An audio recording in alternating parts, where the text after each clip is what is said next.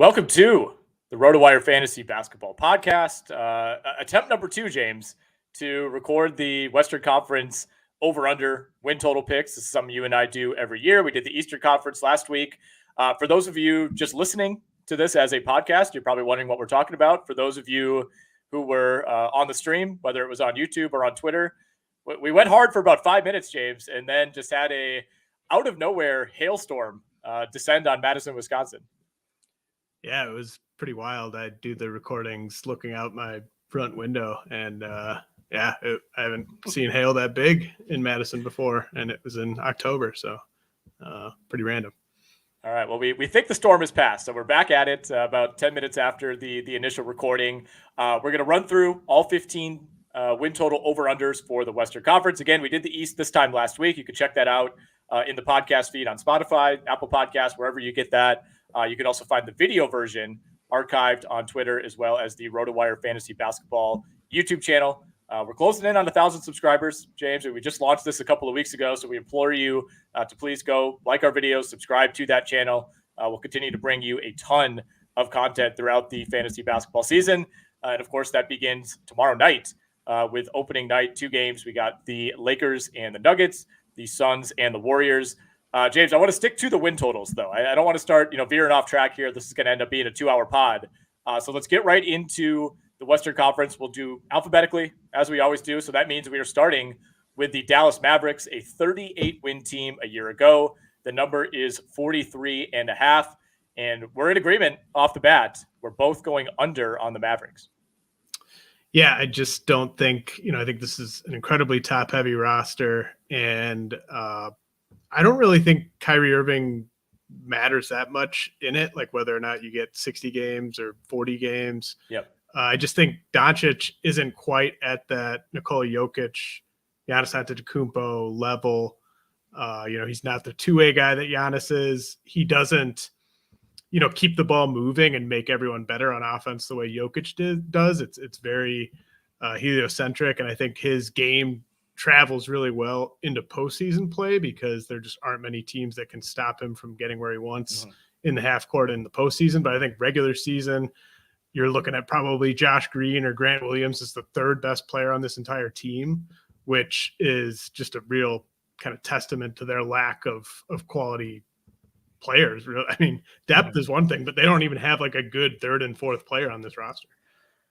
Yeah, and that's what ultimately pushed me to the under, because I think there's a case to be made that Luka is so good, Luka specifically, and that's without even bringing Kyrie into the equation, that if you just put the right type of players around him, they don't have to be stars, but just the right type of players, that he alone can get you to 40 wins. He's basically done close to that through the first few years of his career. But I'm just really down on these role players. You can make a case that Grant Williams is their third best player, or I don't know, Josh Green, Tim Hardaway Jr. Take your pick. I mean, they're going to be relying very heavily on a rookie and Derek Lively. We'll see what he looks like. He's shown some flashes, but I think they're going to be asking a lot of him right away. I just feel like more can go wrong than could go right with this Mavs team. I will ask you though, like, how much did you consider the way that they ended last season? Dallas was on like a 43-44 win pace, but of course, they kind of went in the tank. They benched Luka and Kyrie. They went 2-9 in their last 11 games. So like that 38 wins a year ago, do you look at that as like somewhat of a false final? On the one hand, they giving up a guy like Dorian Finney-Smith in that Kyrie deal, like that's the exact type of player this team needs and this team lacks. I mean, Dorian Finney-Smith would clearly be the third best player on this team. So I just kind of think they gave up sort of a more well-rounded roster to go super offense heavy down the stretch. They obviously sort of tanked a little bit. I'm just not weighing it that much. I just don't think this is a quality enough team for me to bet on them going over 500 in a Western Conference where there's going to be 11 teams really doing their best to get into the mid 40s.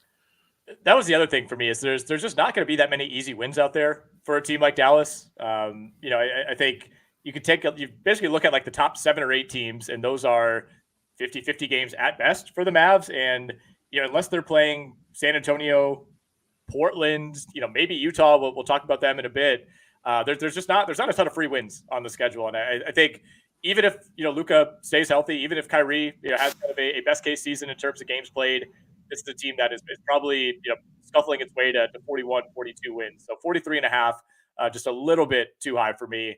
Again, I think you're asking a lot of Kyrie and Luka in terms of games played, in terms of chemistry, and in terms of shouldering a massive offensive burden for a team that I just don't think is all that good. So we're going under on the Dallas Mavericks.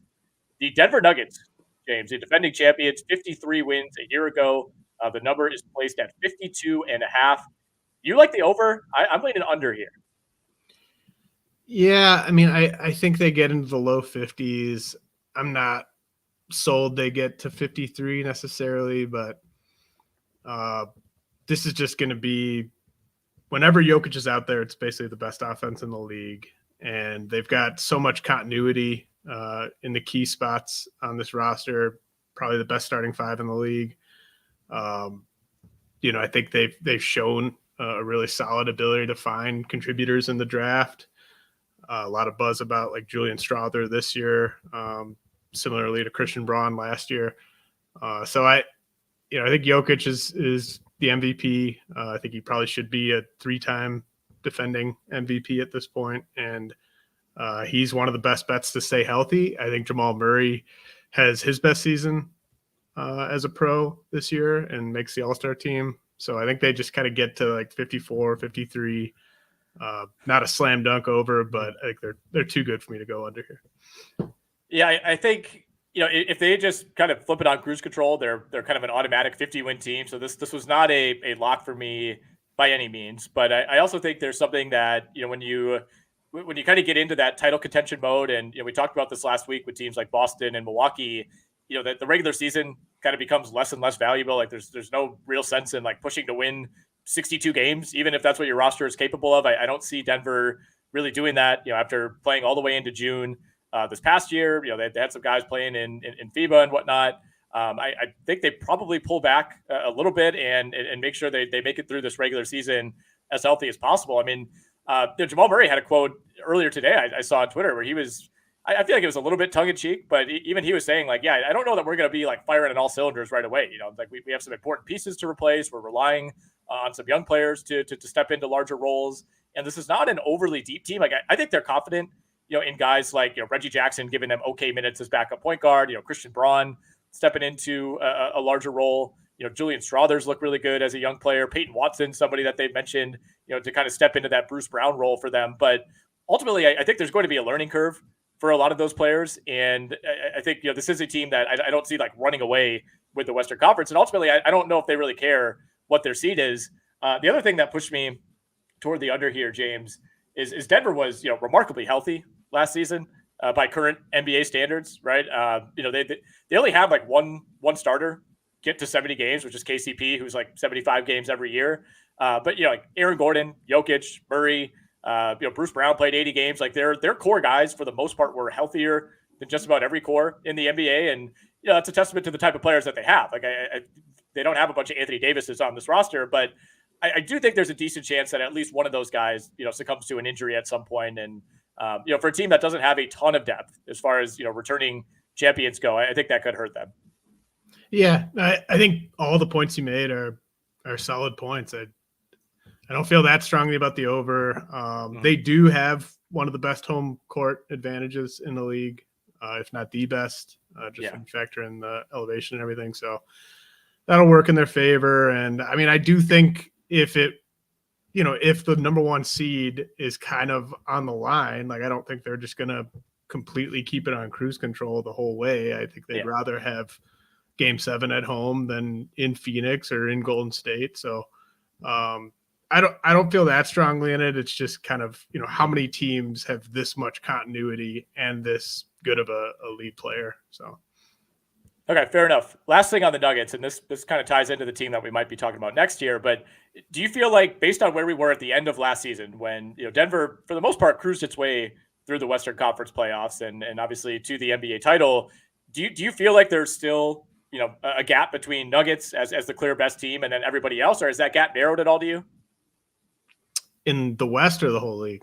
In the West. I think there should be a small gap there in just the way that they're all discussed. I think there's theoretical versions of these other teams that are in their class, but I think given that we saw them just go on a dominant run through the Western Conference playoffs, their young core like Jokic, Murray, those guys are absolutely in the middle of their primes. They're not aging out of their primes. So I think they have to be considered in a small class of their own in the West. Yeah, I feel more comfortable like giving this team the benefit of the doubt than just about any other. Just for Jokic alone, with the floor that he presents, and that's something that obviously translates to fantasy as well.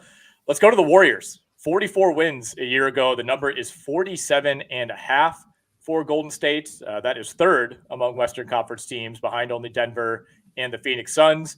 We are both going over on Golden State. I think with the Warriors at this point, James, like it is fair to question, the age of Stephen Curry, of Klay Thompson, of Chris Paul, Draymond Green, who has already been ruled out for opening night. He's been dealing with an ankle injury for these last couple of weeks. I'm very interested to see how they end up using Chris Paul, what his role, whether that transitions at some point throughout the season.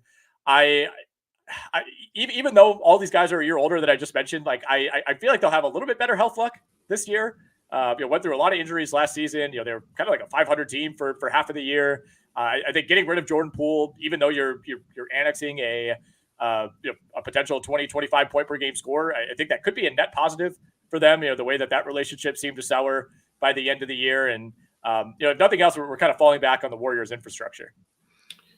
Yeah, and no Jordan Poole, no James Wiseman. I think that's two major additions by subtraction, just in terms of their defense. Draymond Green was one of the best defenders in the league last year, but the team defense was very mediocre, all things considered. I think they got those weak links out of there.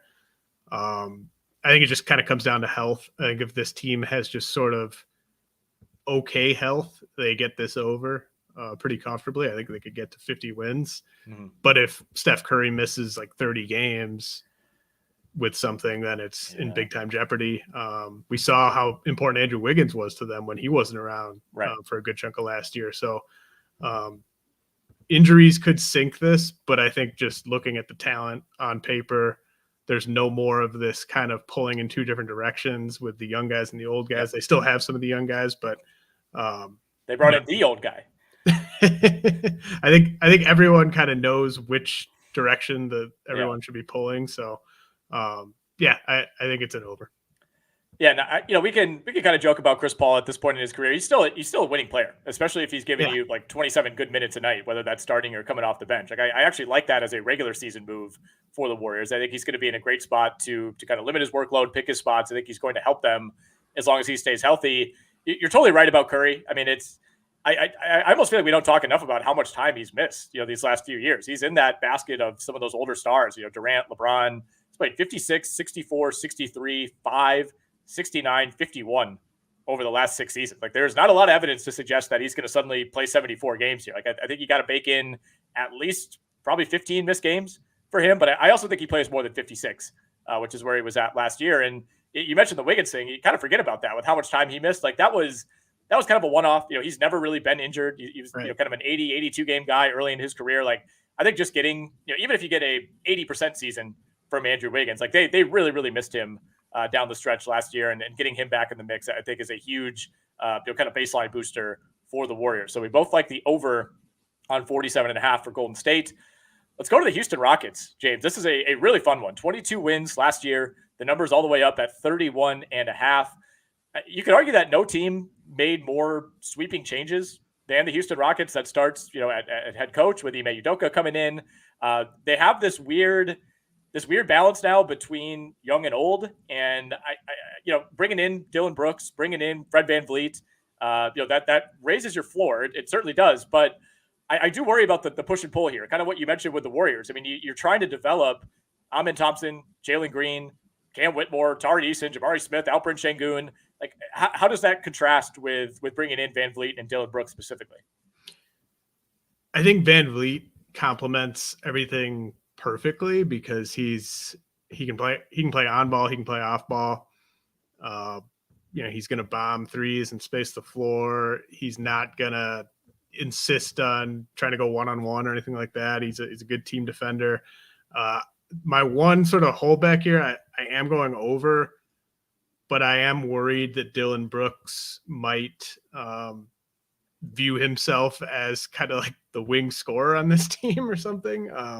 So I don't know. I have yet to see what Dylan Brooks' shot diet's going to look like this year. As long as he just can somehow kind of stay within the team concept, I think Ime Udoka is a huge part of the over here. I think you're going from arguably the worst coach in the league to a guy who not that long ago had a case as like a top 5 coach in the league. And I think it's really great to have this specific coach for this specific roster, because I don't think Udoka is going to have any problems telling Jalen Green or telling Amen Thompson or Jabari Smith some hard truths about. And it actually worries me for their fantasy value. Right. So like, I think he can legitimately tell those guys, if you keep doing this, I'm not going to play you as much, like, that type of thing. So, and this team also just has so much size and athleticism, especially on the wing. Amen Thompson's probably not going to win Rookie of the Year or anything like that this year, just because of how loaded the Rookie of the Year class is at the top. But like, I think he's just going to really make a name for himself as a rookie. And I don't expect them to play guys like Cam Whitmore very much, especially early in the season. I think they are going to try to win games. They're not going to really get in that play-in tournament mix, but I don't think they're going to wave the white flag on that until it's pretty clear the writing's on the wall towards the end of the season. I'm going to go under 31.5. I think they'll be better at bringing in Van Vliet and bringing in Brooks. Like, we can kind of quibble about the efficiency with Van Vliet. We could quibble about the personality with Dylan Brooks, but those guys are going to help you win games. I still think in the hierarchy of the West, they're probably a bottom 3, maybe bottom 4 team for me, and that's going to be tough to get to at least 32. I think it'll be really close. I would not be surprised if this one goes over. You're totally right about Udoka. Like, I love the fit here. I think obviously for a coach who has been to the NBA Finals, has had success early in his career, it's kind of a weird step down, especially given what happened to him last year. But I love the fit. Like, I think this is exactly the type of coach, kind of the anti-Steven Silas in a lot of ways, that's going to get these guys in line. I don't know if you've watched the Rockets much during the preseason. The Jalen Green shot selection has been alarming. He's making a lot of them, but like I don't know if he's just has been like grinding Nick Young tape. I mean, it's been wild. It's been wild. They're going to be really fun to watch. I think this could be a top 3 if you're just taking wins and losses out of the equation. Like, this is going to be an extremely fun league pass team. And that's a big difference to me, at least from last year. Like, how much I couldn't stand watching Kevin Porter Jr. play basketball. Well, that getting rid of him, circumstances aside, that is a plus. Yeah, it's really going to make a huge difference for their watchability, just knowing that he's not going to be the guy chucking the ball at the end of the shot clock or anything like that. So yeah, I think they're one of the teams I'm most excited to watch. Dylan Brooks could assume that mantle, that Kevin Porter Jr. mantle, maybe not as much sort of on ball, but halfway through the shot clock, that could be an issue. But I mean, I really hope this is the year for Jalen Green.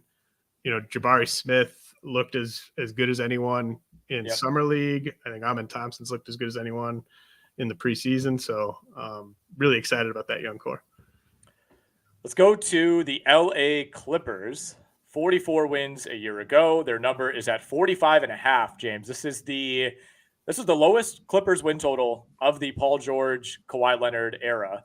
And I think that makes sense. I almost feel like we're in like the Zion Williamson territory now with the Clippers, where, the last couple of years, there's always somebody who was willing to buy in and be like, man, if they're healthy, they still might be that team. And it feels like most people have kind of jumped off of that island now.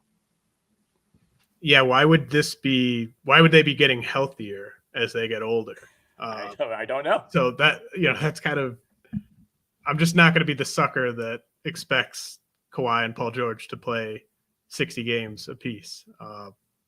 Throw out 65 or 70, but like if Kawhi Leonard played 60 games this year, I think they would go over this. But I just don't think you should be betting on that. And I think the fact that the Clippers have been unwilling to kind of mortgage more of their future around these guys is a sign that, maybe they're not sold on really having these massive names as a part of this team entering that new building. I know everyone always cites the new arena as like, well, they're not going to get rid of these guys. They need them for the new arena. I mean, if this is just an old ass team that is going to win 40 games, people aren't going to show out to the arena just because they recognize the names. So I don't think they're just going to keep digging themselves a hole here if it becomes really obvious they're not true title contenders with this group. Yeah, I mean, well, acknowledging that if health does break their way, and we're speaking relatively there, I think you make a good point that, like, you know, a good health season for Kawhi and Paul George is like 62 games apiece. But by the way, George has like sneakily missed more time than Kawhi over the last 4 years. Like, it's not like it's just Kawhi. I think we talked about him. Like, he's basically been like 50 to 55 games, and I expect that to be the case again this year. He'll look great early on. Something will pop up, and he'll be in and out the rest of the year. That's just kind of what it is at this point in his career. But yeah, George is the guy that's actually had, you know, these kind of like, you know, several week, several month type of injuries that have really killed them. And I also don't love the supporting cast here. I just, the Terrence Mann thing is so bizarre to me. He played like 20 minutes a game off the bench last year. He's 27 years old. Like, why are we propping up Terrence Mann as if he's this untouchable asset? Like, I was joking with Alex on the pod a couple of weeks ago. It's like they had a meeting and we're just like, can we try to convince everybody that Terrence Mann is awesome? Like, I know you were a fan of him like earlier in his career, but like, why is his value really that high around the league, or is this just the Clippers trying to pump him up?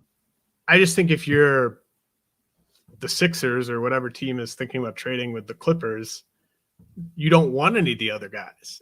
It's not even that you're like, oh man, we really got to get our hands on Terrence Mann, but I think every team would take Terrence Mann and plug him into their rotation. Whereas I think, you know, maybe you don't want Norman Powell or Robert Covington on their current deals as much. It's more kind of dead salary, whereas Mann fits into other teams' rotations. I think the funniest thing about it is it's not even like Ty Lue loves Terrence Mann. Ty Lue plays him like 28 minutes a game. So less than that. Yeah, less than that. So 23 minutes a game last year. Didn't even start half of his appearances. It's not a good supporting cast. I think that's really important to point out, because even just a year ago, people would tell you this was the deepest team in the league. And I think everyone kind of realizes all these guys are pretty much over the hill, except for Kawhi and Paul George. The shooting is really pretty bad. Like, if they start Westbrook, Zubac, and Mann, that's Terrence Mann is your third best shooter. It's kind of shaky, even if those guys do stay healthy. There's been an alarming reliance on Nick Batum the last couple of years for the Clippers, who is like basically washed up by the time he left Charlotte. And, you know, credit to him for kind of salvaging the final years of his career. But man, like that guy should not be giving you 20 minutes a night. That's just not the recipe to win 45 plus games. Last thing on the Clippers, was there any thought to, okay, what if a James Harden trade happens a week from now? Does that give them a significant boost? Do you really feel any differently about this team? I don't really, because I assume they would have Westbrook and Harden back together on the same team. Harden would make their defense worse. It would really compromise the amount of lineups they could actually play Westbrook in and get away with it. I think it would just really, you know, at this stage of their careers, I think you'd rather just have Kawhi Leonard initiating offense instead of James Harden. So whenever Harden's initiating it, Leonard is just kind of sitting there with his hands on his knees. And whenever Leonard's initiating it, Harden's hanging out at half court. So I don't love it that much from a basketball fit standpoint either. And they'd be giving up a rotation player at least to get Harden. Let's go to the Lakers. 43 wins a year ago. The number is 46.5. I always approach this team with caution. I think a lot of the same things that we said about the Clippers and a lot of the same things we said about the Warriors also apply to the LA Lakers. You got to estimate 20 missed games for LeBron at this point. We've been doing that for Anthony Davis for a long time. But I do think with somewhat limited flexibility, the Lakers had about as close to a home run offseason as they could have had. They still have some flexibility as far as what they could do with the D'Angelo Russell contract at some point this season. I think the expectation remains that they probably try to cash that in for an upgrade at some point. I've heard a lot of rhetoric around the Lakers, James, that, you know, if LeBron and Davis, you know, they miss 15, 20 games, like they could survive without them. Like that, I don't quite know that the supporting cast is that good. You know, I don't think, let's say LeBron and Davis missed 10 games, you know, like together. They're both out for those 10 games. Like I don't think the Lakers are going 7-3 in that span. Like you take those guys away, this is still not a very good roster. But the emergence of Austin Reeves obviously gives them a pretty high end third option. D'Angelo Russell, for all of his faults, is okay if he's your fourth or fifth guy in the starting lineup. So I'm okay with that. But I still do worry about the health of LeBron and Davis. Nonetheless, I'm going over here. I think last year felt like it really couldn't have been any worse for the Lakers health wise. So even if you're 10 to 15% healthier this year, I think that's probably enough to get to 47. Yeah, this is one of my favorite bets in the West, the over on the Lakers here at 46.5. The only way they go under to me is just, big time injuries to AD more so than LeBron. Like, Yes. I think they can go 500 in games LeBron doesn't play as long as AD's out there. But if you take AD away, their defense just completely crumbles. I kind of like AD for Defensive Player of the Year. I think it's all just, you have to kind of look at this team as just sort of from when they traded Russ last year on, as just that was a different team than the team they had before they traded Russ. Not only did you get him out of there, and he was a huge net negative by the time they traded him, but Austin Reeves fully ascends after you get rid of Russ. So, I love I love the role that Reeves is going to be in this year. I think Rui Hachimura is in a really good place. He's not going to be asked to do too much on this team. Might give them a bit more defensively than we've seen in the past from him. Obviously, I don't like the way Russell plays, but I think he's a fine caretaker as sort of like a second ball handler or even a first ball handler when LeBron and Reeves are off the court. So I think this is a really, really strong roster minus the Christian Wood addition. Even at the minimum, I think you just kind of keep them away from your team. But apart from that, I think they killed it.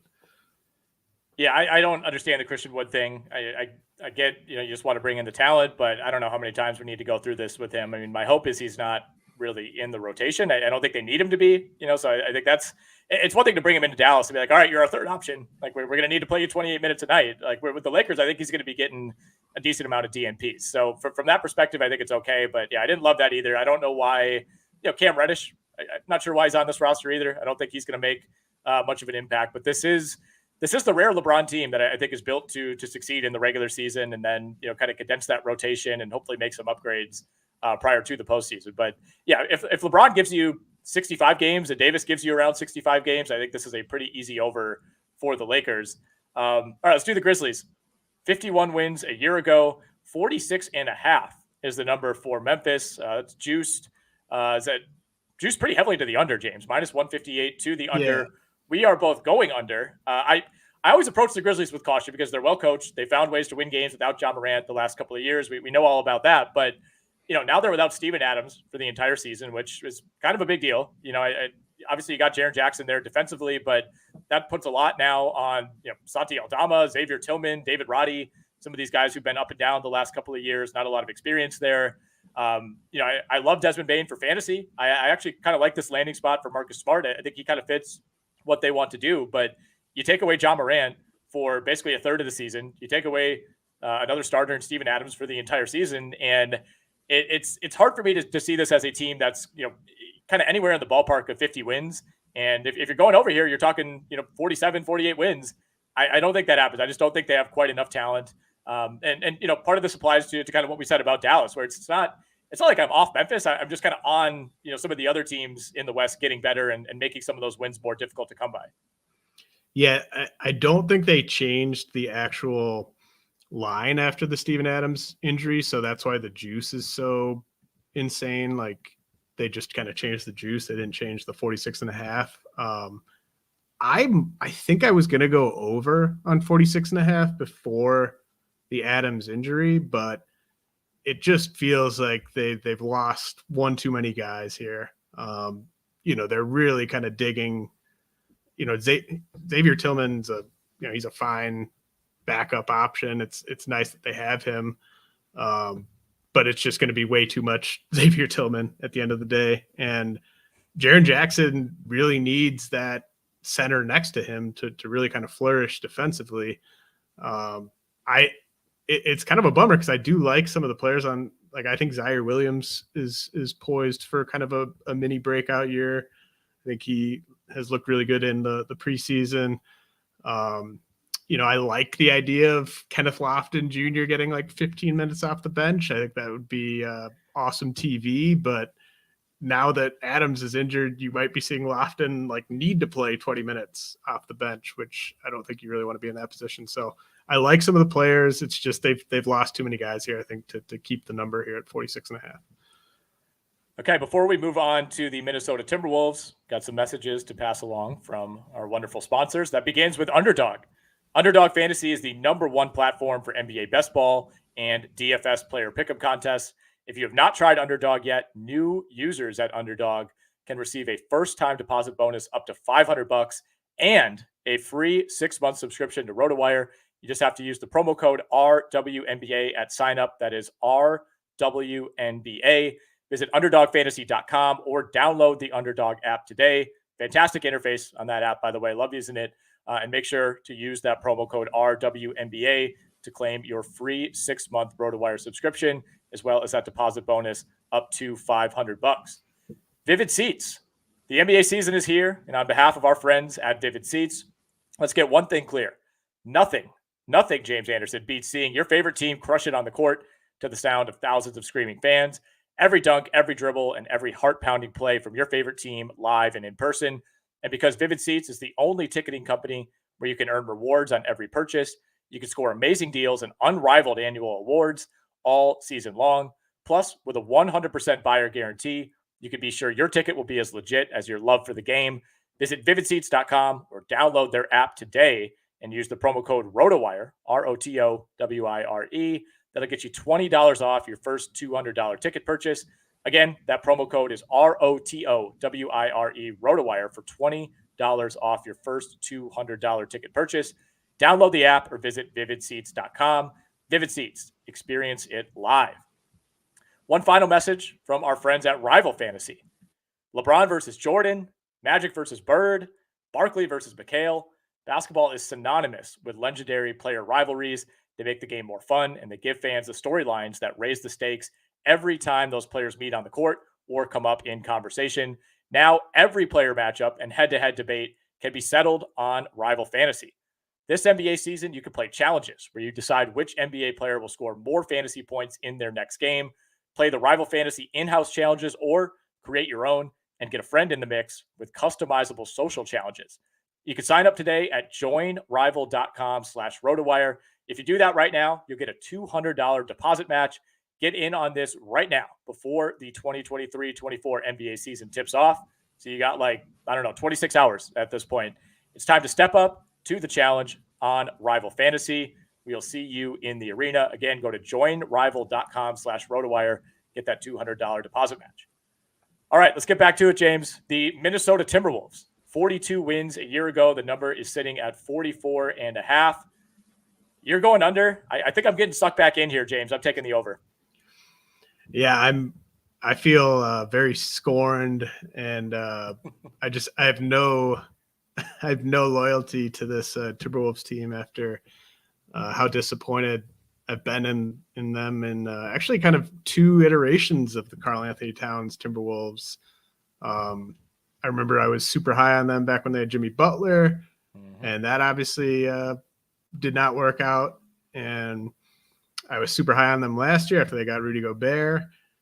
But, I think getting rid of D'Angelo Russell for Mike Conley, I think that was a huge way of maybe giving this a chance, because I just don't think it was going to work with Russell there. But they also just haven't solved the biggest issue here, and that's the lack of space for Anthony Edwards. Everyone keeps talking about him possibly ascending to, being kind of like a true superstar. I think he might be ready to do that in the right situation. I just don't know why this is the right situation. Even though Jaden McDaniels, Karl Anthony Towns can stretch the floor, it's still just too much size. It's going to be clogging things up too much, especially when Gobert's out there with a couple other bigs. and like 5 of their 8 best players are bigs. So, I know they have to trade somebody sooner than later just to kind of make all the contracts fit long term. I would think that Towns or Gobert would be that guy. Probably Towns, just because you're not going to get anything back for Gobert. But the way things are right now, I just think it's going to be too crowded. I don't think they really solved their biggest issue last year, which was just a lack of spacing. And I know they're going to try to win as many games as possible. So I think it's going to be right in the middle here, right? Kind of low 40s to mid 40s. But I just can't trust this team after what they did last year.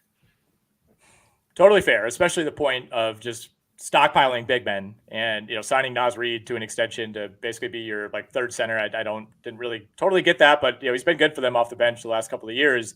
I don't like the guard depth, and I have questions about the wing depth as well. Like, Kyle Anderson can kind of float between both of those spots, which is nice. And I actually like bringing in Shake Milton, but like Nickeil Alexander-Walker, not really doing it for me.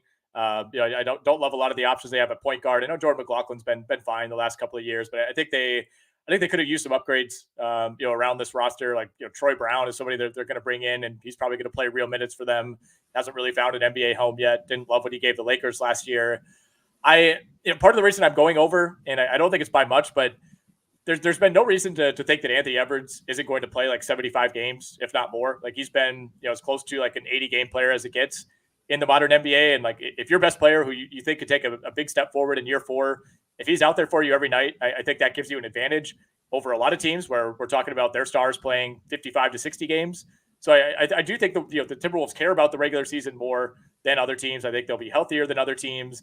And I also look at last season as kind of a worst case scenario for Towns. And I know he's had a couple of these seasons, so it's not like, 29 games a year ago is a total one-off. He played 35 in 2019-20. He played 50 the year after being this like complete Iron Man the first 4 years of his career. It kind of feels like it could go either way now. But I also think he probably plays 60 plus games. Like, he's not playing 29 again. And that would be big for Minnesota.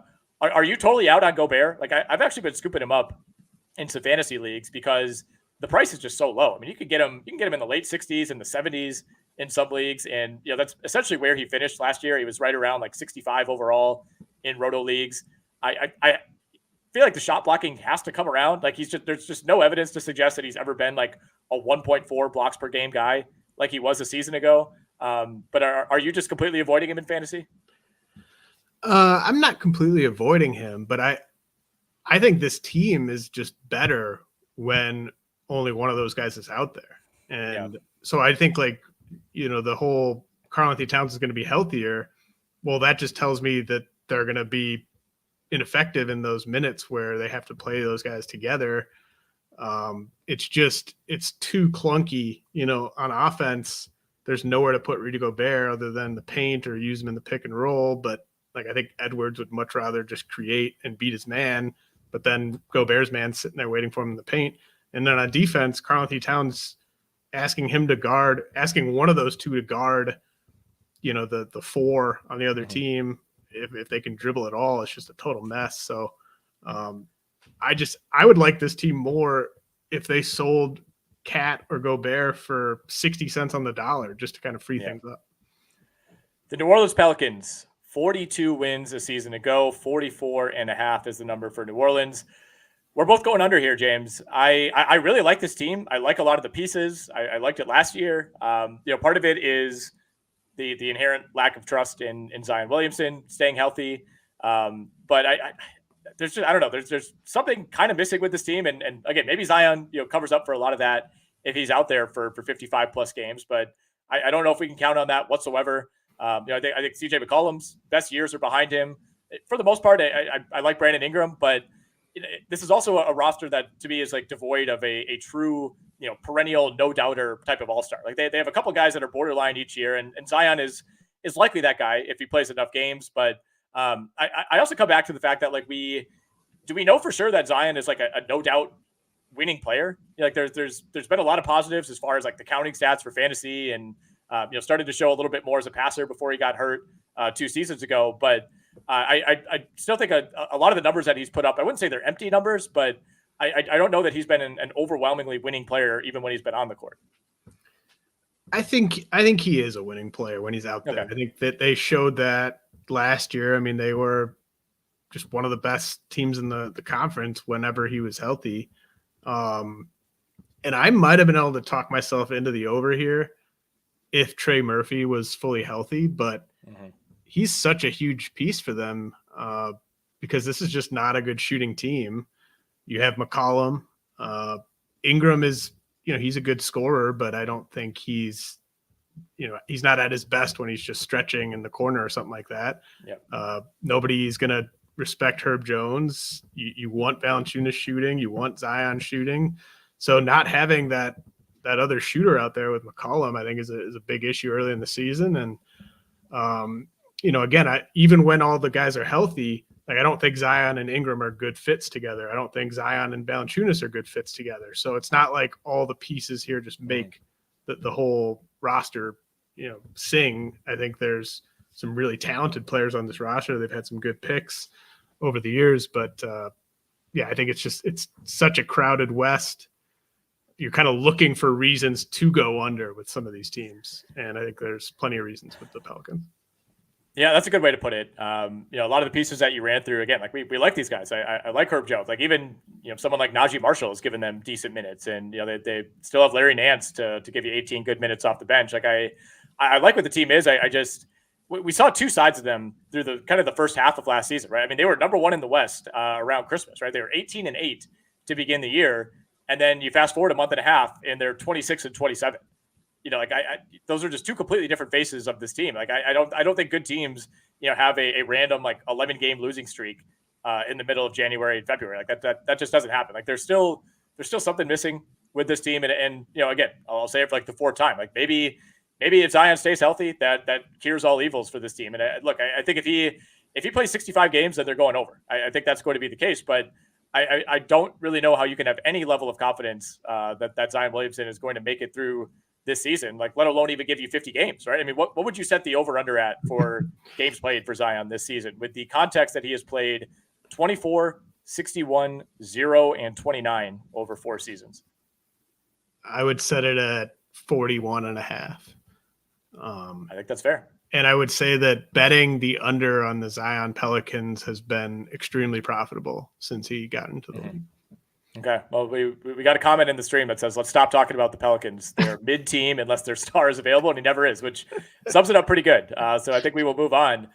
The OKC Thunder, James, this will be a fun one. 40 wins last year, 44.5 is the win total. Everybody's going over on the Thunder. Is there any reason here that we would fade the public? Because I'm taking the bait and going over. Yeah, I mean, I do feel a little bit like a sucker for just jumping aboard. Everyone is going over here, like you said. So often that's kind of a red flag that, Vegas is really going to clean up on the under. But man, I love this roster so much. They are very, very young. Like you rarely see teams that are this young win mid-40s games.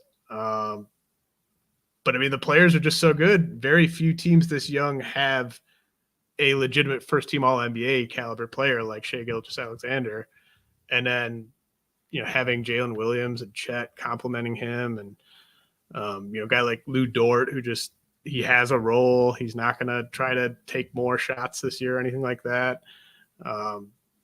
It's such a nice collection of young talent, and I think we haven't seen SGA's best year.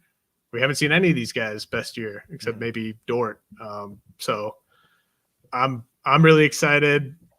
I don't think there's any reason for this team to pump the brakes at all in terms of, resting guys. They were still doing a little bit of that last year. Just kind of being more conservative than the average team, it felt like. But I think they can get a top 6 seed, and I don't think they're ever going to be out of touch from that area of the playoff bracket. So I don't see why they wouldn't try. Yeah, I mean, they were a 500 team with about 10 games to go and stumbled a little bit at the end to finish right at 40. So I mean, they essentially were in the ballpark of this number a season ago, and you're bringing back basically everybody. You're expecting anything from a mild to a significant step forward from all of the key young players on this team. And we haven't even mentioned Chet Holmgren, who looks like he's going to be a plus right away. Now, I do have some concerns about the depth behind Holmgren, and I think he could be an injury liability in his own right.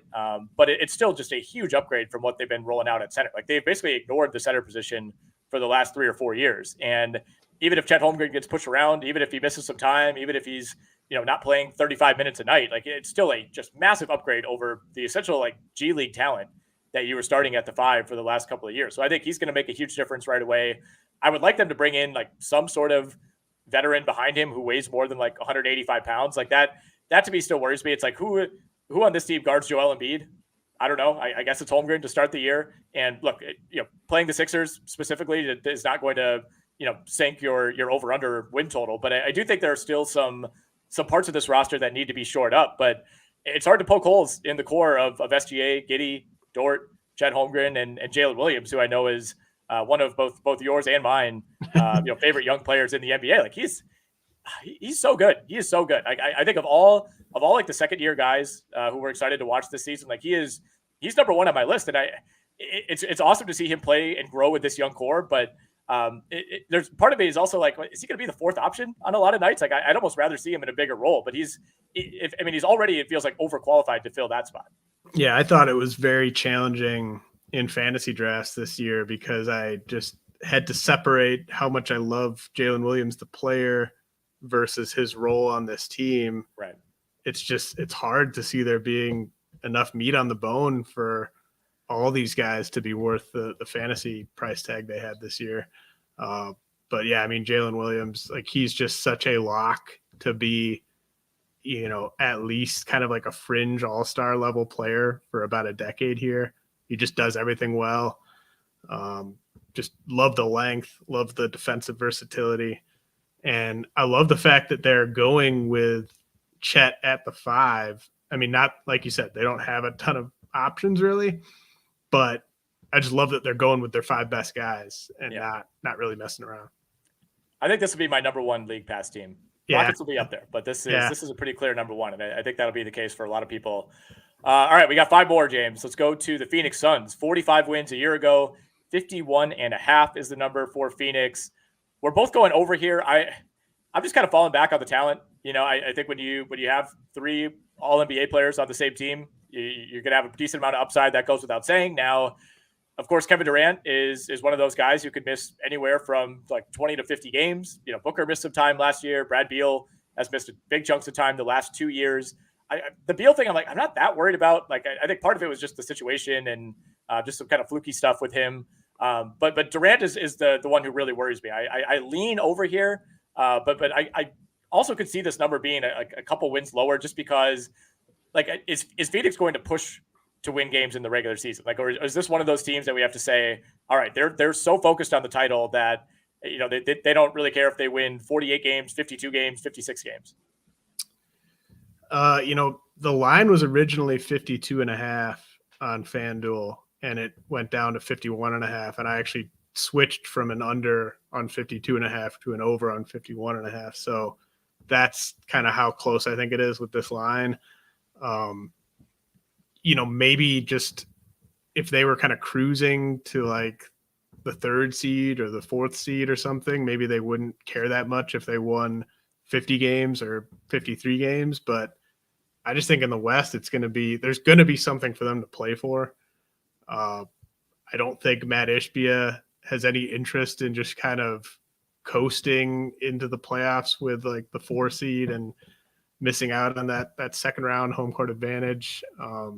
So I think they'll just try to win as many games as they can while being smart with those 3 players from a usage standpoint. And if they just, I think you can project Booker. I know Booker and Beal both, they're not like 82 game guys, but I feel comfortable projecting those guys for 65 games or so. Booker, maybe even like 70 games. It could be worse luck than that, but I just think he's in his physical prime right now. I don't want to be too overreactionary and say that these guys are only going to play 60 games. Durant, I think, is the bigger risk there, but even if you just kind of get to sort of 55 games out of Durant and the other 2 are relatively healthy, I just think they have too much firepower. They're going to blow a lot of teams out when they're fully healthy and not have to play these guys a ton in the 4th quarter. So I like them more, I think, in the regular season than in the postseason. I think like Warriors, Lakers, Suns, it's going to be really interesting to see which of those teams looks the best heading into the postseason. But regular season wise, I just think it's too much firepower. I like the depth that they added with Grayson Allen and even Eric Gordon, who is just like this is like the perfect time in his career for him to just kind of chill out, be like the seventh man, and give you a couple 20-point nights every now and then. The big concern for me is center, and I'm willing to meet in the middle on this with some people and say that Nurkic and Ayton is like somewhat of a wash just because the vibes were so bad with DeAndre Ayton that even though I think he's a better player and certainly a healthier and like better bet night to night, that they just needed to get him out of there. Like that was pretty clear. Like he was just not coming back no matter what. Like I don't think Devin Booker was ever interested in playing another game with DeAndre Ayton. So in some ways the Suns' hand was forced, but I mean, Nurkic just missed a ton of time. He's kind of a wild card on both ends. He was watching their preseason game the other night. I forget, it was against the Lakers. Yeah, it was the LeBron KD game. He went 1 of 11 from the field. It's the preseason, but still not ideal from a big man. Like center to me is a big question mark for this team because behind Nurkic, it's what, like Chimezie Metu, Drew Eubanks, Bol. Like that's a pretty glaring hole for this team. Yeah, it'll be a good test case to sort of see how much that matters in a regular season setting. Obviously, I have concerns about how they would hold up going against any quality big man in the playoffs, but I just think they're going to space everyone out as much as they possibly can. And the mismatches on their defensive end of the court, maybe in the front court, I think you're going to see just as bad of mismatches on the opposite end because how many teams can even hope to guard 2 of these guys with on-ball defenders? It's just going to be such a challenge. The Portland Trailblazers, 33 wins a year ago. The number is down to 27.5 for obvious reasons. Damian Lillard now in Milwaukee. Malcolm Brogdon still technically on this team. I think at some point they'll cash that asset in. But we're looking at a likely starting 5 of Scoot Henderson, Anthony Simons, Matisse Thybulle / Shaded Sharp, Jeremy Grant, DeAndre Ayton. I like a lot of these names. I love this as kind of a reclamation spot for DeAndre Ayton to kind of be able to get away from that Phoenix situation and try to grow into the player that the Suns thought he could become as the number 1 overall pick. Even if he kind of stays the same, I think he's still an above average center right now and should continue to improve incrementally over these next couple of years. You got Robert Williams as just kind of a bonus player now coming over from Boston. Some other young players that we're keeping an eye on. Once you get beyond that top 6 or so, I'm going under on 27.5 for Portland. Like I think this will be a really fun team. I cannot wait to watch Scoot night to night. I don't know that there are a ton of winning players on this roster. I think there are a lot of guys that are going to put up numbers. There are a lot of guys who could grow into becoming winning players as their careers go along. But like even if Scoot hits the ground running and like wins Rookie of the Year, it's like how many rookie guards end up being really impactful in terms of wins and losses. Like even the best rookie guards typically don't help you a ton there. So I think this is going to be a fun team. I think we're going to feel good about the direction that they're moving. But I kind of view them like in the same vein as like last year's Rockets, but minus some of the troubles. Yeah, I agree with everything you said. I think they're going to lose the most games in the West. Even guys like Jeremy Grant aren't sort of established winning players. And I think they will trade Jeremy Grant this season before the deadline, as long as they can get off his contract without having to attach something. It seemed kind of obvious that their front office was kind of upset about Damian Lillard's timing on that one. Might not have given Jeremy Grant that same contract if they'd known what was going to happen there. So Malcolm Brogdon, kind of same thing. I just assume he won't be on this team after the trade deadline. I think they're going to lose a ton of games. It's like a great roster to take over as like a general manager because of all the assets and young pieces and stuff. But winning games is not a priority for this team.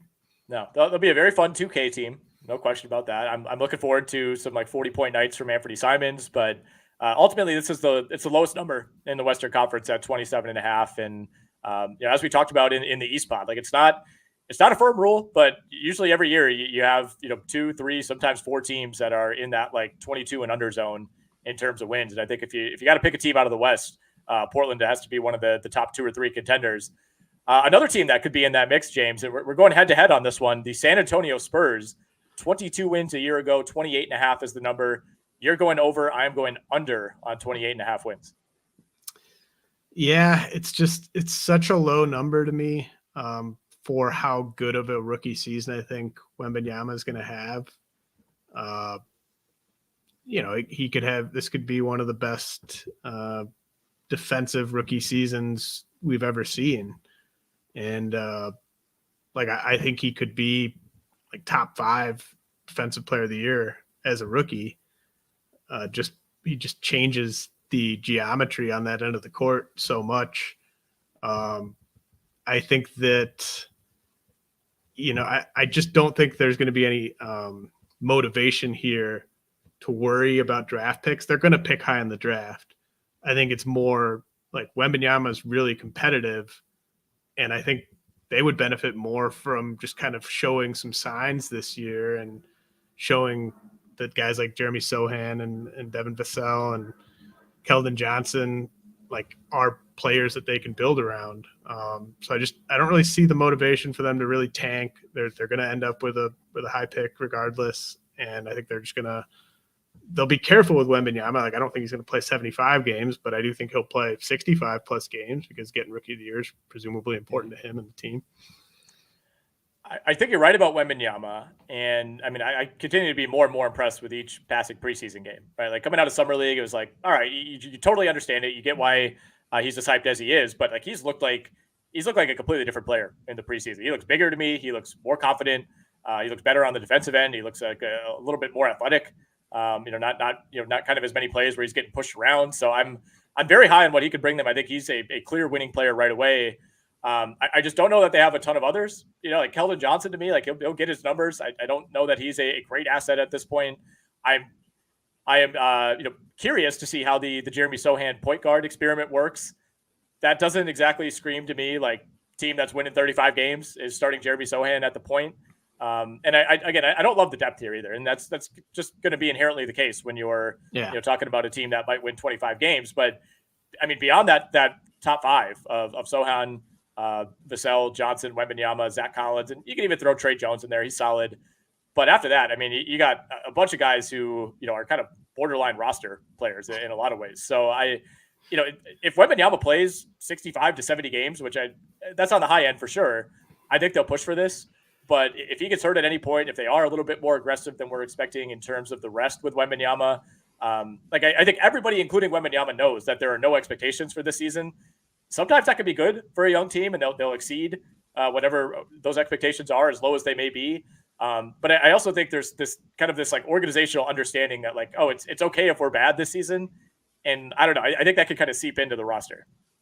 You're doing a pretty good job of convincing me. It's a tough line. Wembanyama just looks so good. There's only so many wins to go around, and there's really only one team that is, in my mind, clearly worse than them in the West. So it's a tough one. I think I might actually switch. I think you've convinced me. I'm changing my mind here. All right, we got our first switch of the podcast. So we are now both on the under for the Spurs at 28.5. All right, 2 more. The Sacramento Kings. And then we will finish out with the Jazz. 48 wins a year ago for Sacramento. Interesting number here, 44.5. That is the same number as the Timberwolves, as the Pelicans, as the Oklahoma City Thunder. So that's kind of the zone that we're looking at for the Kings. I feel like I'm walking into a trap here, James, but I'm going over. You took the words out of my mouth. I feel like this might be an even more sucker over than the Thunder one. Everyone knows how historically healthy this team was last year. So it's obvious, it makes sense in that sense that it would be a lower over under than what they won last year, despite the youth of the core of this roster. But I just think the pieces fit really well. They might not be the number 1 offense in the league like they were last year, but I don't see why they wouldn't be top 5. And Keegan Murray, there's a chance he takes a step and kind of joins Fox and Sabonis to make this kind of a real good young big three where the pieces just really fit. I like that they didn't really do anything to sacrifice offense for defense this offseason. I think that they're kind of who they are as a team is just this run and gun team. So I like that they didn't really change that up, and I think they've got good coaching. So I just think there's enough here that they go over, but it's not one I'm that happy about. No, I mean, I don't feel great about it just because the number strikes me as so low. But, I think for a team that 148, you do still feel like you're getting a discount. So it goes both ways. The health thing is number one for me. And you said they were historically healthy last year. That is absolutely true. And to put that in context, like their top 8 minute getters last year missed 30 total games among 8 players. I mean, that is wild. So it's not like just Fox and Sabonis were healthy. It's like pretty much everybody that was contributing on a night-to-night basis played almost the entire season for the Kings. So they're not going to have that kind of luck this time around. Obviously if Fox plays 50 games and Sabonis plays 60, they're probably going to go under. But I also think, those are guys that don't have like super concerning injury histories. I think, Sabonis has dealt with like kind of random, like a hand injury. Like it's not like he's a guy who came into the league, with severe foot and ankle issues. So the argument against them, playing or fewer than 70 games is just saying that the luck will come around. And, I buy into that to some degree, but I also think this is a team that, senses that it built some real momentum last year. I mean, we talked about Denver having a great home court advantage. Sacramento's right there. I mean, in terms of like, how that was almost a college atmosphere for most of last season. I think they're going to be fired up to do the same thing this year. And I don't think they want to fall off. I almost look at Sacramento like the same way we looked at Memphis a couple of years ago when they had a better than expected season. And you're like, all right, are they going to fall back down and be a 40-win team this year? And then they just did it again, despite Ja Morant missing a bunch of time. Now, I don't know that Sacramento has that same level of depth. Memphis was getting contributions all over the place. There's no real major additions this offseason. Like you're bringing in Sasha Vezenkov from Europe, a guy who's had a ton of success in the EuroLeague. I think in theory should be kind of a plug and play guy off the bench. I'm excited to see what he looks like.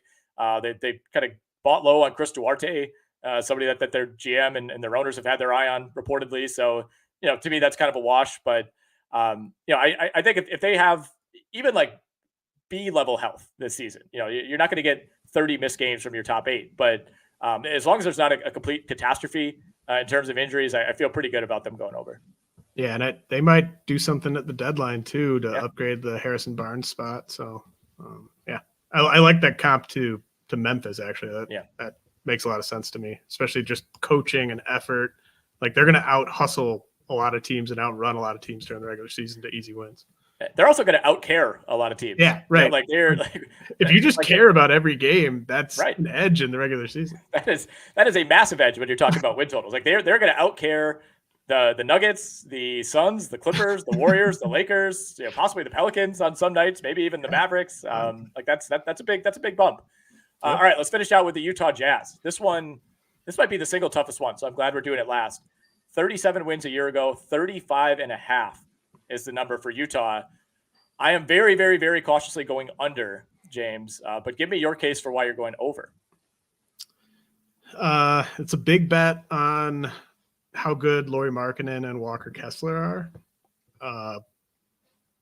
The John Collins piece, like I like him as a reclamation project in the right scenario, and I'm just worried that this maybe isn't the right scenario. I don't like that I think you want to have Lauri playing the 4 as much as possible. And so anytime that Collins and Kessler are out there, he's playing the 3. But I like Olynyk's a really nice backup big. He allows them to do some cool stuff on offense. I like Keontae George. I like Ochai Agbaji, Colin Sexton, Jordan Clarkson. There's a decent amount of overlap with these guys. They do a lot of the same things. So not exactly sure what the hierarchy is going to look like 2 months from now. I assume it's going to be kind of the veterans first, but I even don't mind Talen Horton-Tucker, just given his length. And I thought he showed some flashes down the stretch last year. So I think it's a deep team. I think Markkanen is like him and Kessler as your defensive and offensive anchors, I think it's good enough to get to high 30s. And I think that Will Hardy's one of the best coaches in the league. So I don't love the way the John Collins piece fits. I do have some questions about the amount of passing in the backcourt, but I think Markkanen's just really good, and Kessler's one of the best defensive anchors in the league.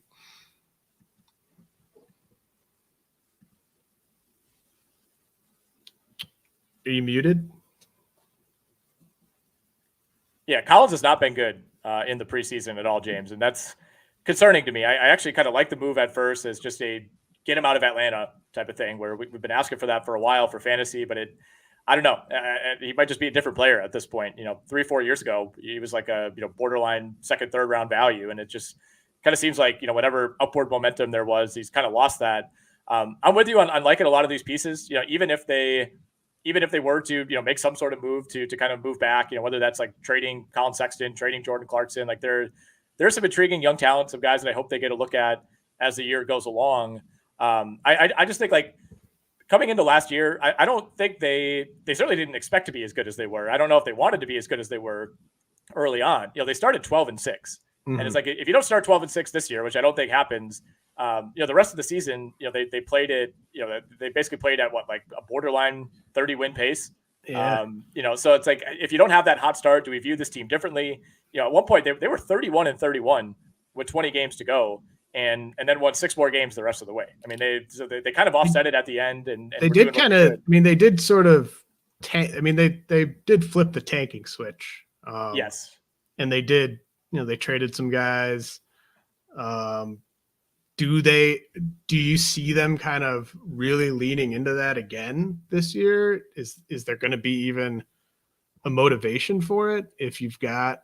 Because I feel like you're going to have like 4 or 5 teams kind of around, upper 20s, lower mid 20s, upper 20s.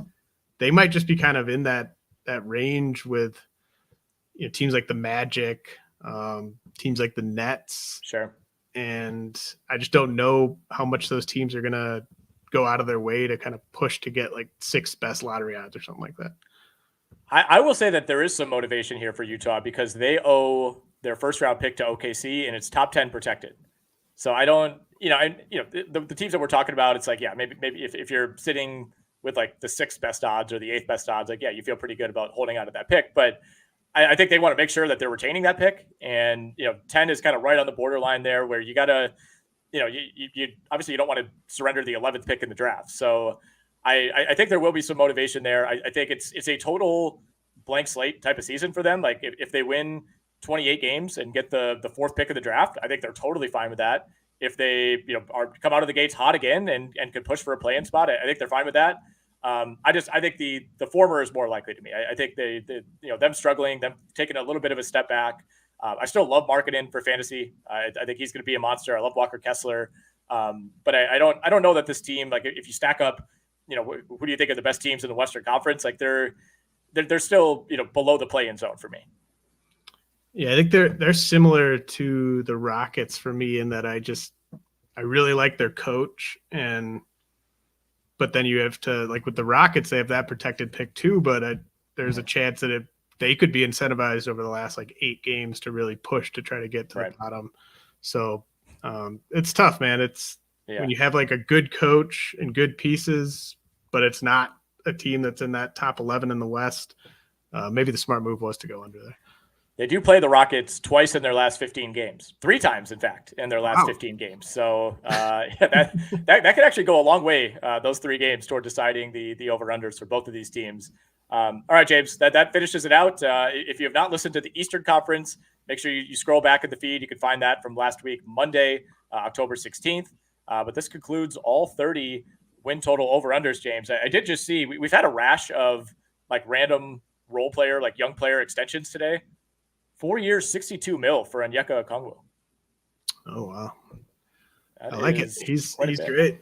He's the best one-on-one Giannis stopper in the league, in my opinion. Yes, yeah, it's him and Bam. I've been holding him like forever in our staff keeper league, and we'll continue to do so. I can assure you of that. Hopefully, this is a year he gets a little more tick. But again, check out the Eastern Conference if you have not yet. Please subscribe to the RotoWire Fantasy Basketball YouTube channel. We'll have episodes coming to you Monday through Friday, all through the NBA season. You can check us out on SiriusXM NBA as well. We'll be firing up that show. That'll be Monday through Friday throughout the year if you're a SiriusXM subscriber. And I will be doing my live NFBKC draft later tonight. You can check that out on our YouTube page as well as our socials. That'll get underway at about 9 p.m. Central. So check it out. We got 10,000 on the line, James. Are you playing in NFBKC this year? No, I've the past couple of years, I've taken some of my baseball winnings and spread them among the NFBKC community to help all those players out a little bit. Thank you for that. And I took a year off of that. I think I'm okay not giving those guys my NFBKC tax this year. Yeah, well, you can only do so much goodwill. So we appreciate all that you've done donating to the community. But that'll do it for us. Dr. A will be back tomorrow. I'll be back on Wednesday. And James, we'll talk soon.